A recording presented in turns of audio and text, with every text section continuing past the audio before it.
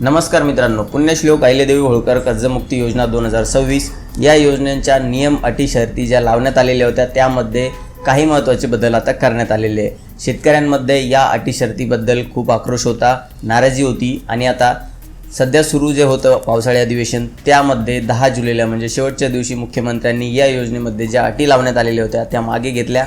त्यानंतर 14 जुलैला मंत्रिमंडळाची बैठक करण्यात आली बैठक आणि त्यानंतर 15 जुलैला नवीन नियम असलेला GR निर्गमित करण्यात आला। GR तुमच्या समोर पाहू शकता तुम्ही। आता या GR मध्ये काय नेमकं बदल करण्यात आलेले हे आपण या व्हिडिओच्या माध्यमातून समजून घेण्याचा प्रयत्न करणार आहे। म्हणजे पुण्यश्लोक अहिल्यादेवी होळकर कर्जमुक्ती योजना 2026च्या ज्या काही नवीन अटी शर्ती असणार आहेत त्या आपण थोडक्यात समजून घेण्याचा प्रयत्न करणार आहोत। तर मित्रांनो, या योजनेमध्ये महत्त्वाचा बदल करण्यात आलेला आहे म्हणजे 2019 मध्ये ज्या शेतकऱ्यांनी कर्जमाफीचा लाभ घेतलेला होता महात्मा ज्योतिराव फुले कर्जमुक्ती योजनेचा, त्या शेतकऱ्यांना या आधीच्या अटीनुसार 50,000 पर्यंत कर्जमाफी दिली जाण्याची अट ठेवण्यात आलेली होती, परंतु आता ही अट रद्द करण्यात आलेली आहे आणि पूर्णपणे या शेतकऱ्यांना या योजनेमध्ये समाविष्ट करण्यात आलेलं आहे। म्हणजे जे दुसऱ्या शेतकऱ्यांना 2 लाखापर्यंत कर्जमाफी दिली जाणार आहे त्याचप्रमाणे आता 2019च्या कर्जमाफीचा लाभ घेतलेल्या शेतकऱ्यांनी जर पुन्हा कर्ज घेतला असेल तर त्यांना सुद्धा आता पूर्णपणे या योजनेचा लाभ दिला जाणार आहे।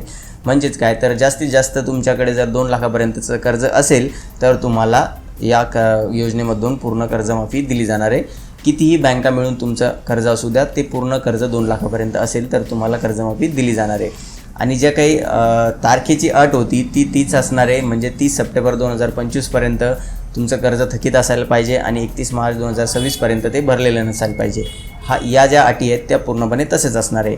म्हणजे महत्त्वाची अट ही आहे की 2019 मध्ये कर्जमाफीचा लाभ घेतलेल्या शेतकऱ्यांना आता नवीन या योजनेमध्ये पुन्हा समाविष्ट करण्यात आलेला आहे। दुसरा महत्त्वाचा बदल करण्यात आलेला आहे तो म्हणजे OTS संदर्भामधला वन टाईम सेटलमेंट जी शेतकऱ्यांना दिली जाणार आहे त्यामध्ये 31 मार्च 2027 पर्यंत जी वरची रक्कम आहे ती भरण्यासाठी सांगण्यात आलेली होती आणि ती अट आता इथे रद्द करण्यात आलेली आहे। याचा अर्थ असा नाही आहे की OTS योजना बंद करण्यात आलेली आहे, फक्त 31 मार्च 2027 पर्यंत जी 2 लाखापेक्षा वरची रक्कम होती ती भरण्यासाठी सांगण्यात आलेली होती जुन्या अटी शर्तीनुसार, ती फक्त रद्द करण्यात आलेली आहे। परंतु आता नवीन काय डेट आहे ती या GRच्या माध्यमातून सांगण्यात आलेली नाही आहे। या GRमध्ये फक्त सांगण्यात आलेलं आहे की परिच्छेद 2 म्हणजे जो 2 जूनचा GR होता त्यामधले परिच्छेद 2 मधले जी काही लाईन आहे ती पूर्ण वगळण्यात आलेली आहे। म्हणजे त्यामध्ये हेच लिहिलेलं होतं की 31 मार्च 2027 पर्यंत OTSचा लाभ घेण्यासाठी वरची जी रक्कम आहे ती भरायची होती आणि ती अट आता इथे बंद करण्यात आलेली आहे। नवीन काय असणार आहे ते याबद्दल अजून काही आपल्याला स्पष्टीकरण मिळालेलं नाही आहे, पण जसंही काही मिळेल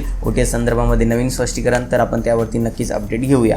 तोपर्यंत एक काम करायचं आहे, आपल्या चॅनलला सबस्क्राईब करून ठेवायचं आहे। आणि तिसरा महत्त्वाचा बदल करण्यात आलेला आहे तो म्हणजे प्रोत्साहनपर लाभ मिळणाऱ्या शेतकऱ्यांसाठी। म्हणजे जे शेतकरी नियमित कर्ज परतफेड करते त्यांना प्रोत्साहनपर अनुदान म्हणून 50,000 रुपये दिले जाणार आहेत आणि अशा शेतकऱ्यांसाठी जुन्या अटी शर्तीमध्ये अट होती की 2026-27 मध्ये सुद्धा यांनी रेग्युलर असायला पाहिजे, फक्त आता ती अट बंद करण्यात आलेली आहे। म्हणजे 2 जून 2026चा जो GR होता या योजनेबद्दलचा त्यामधील 2026-27 जे काही उल्लेख होता प्रोत्साहनपर लाभ मिळवण्यासाठी तो फक्त इथून हटवण्यात आलेला आहे आणि त्याचा अर्थ हाच होतो की 2026-27 मध्ये जे काही कर्ज भरणारे शेतकरी नियमित कर्ज भरणारे त्यांनी 2026-27 मध्ये सुद्धा नियमितच असायला पाहिजे, ही अट सध्या रद्द करण्यात आलेली आहे।